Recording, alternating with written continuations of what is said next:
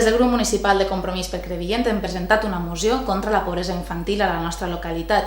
Una moció que insta la Generalitat a tindre una sèrie d'acords, com són, per exemple, la gratuïtat dels llibres de text o també l'augment de les beques de menjador a les escoles. La veritat és que considerem que són punts molt importants per als infants de la nostra localitat i, a més, també instem a l'Ajuntament a la creació d'un pla local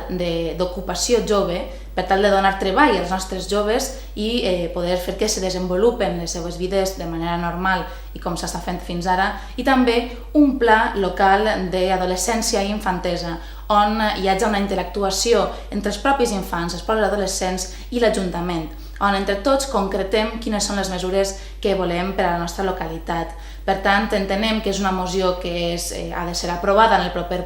ple de desembre i, per tant, instem a que l'Ajuntament s'implique de veritat en aquest projecte i acabem amb la pobresa infantil en la nostra localitat.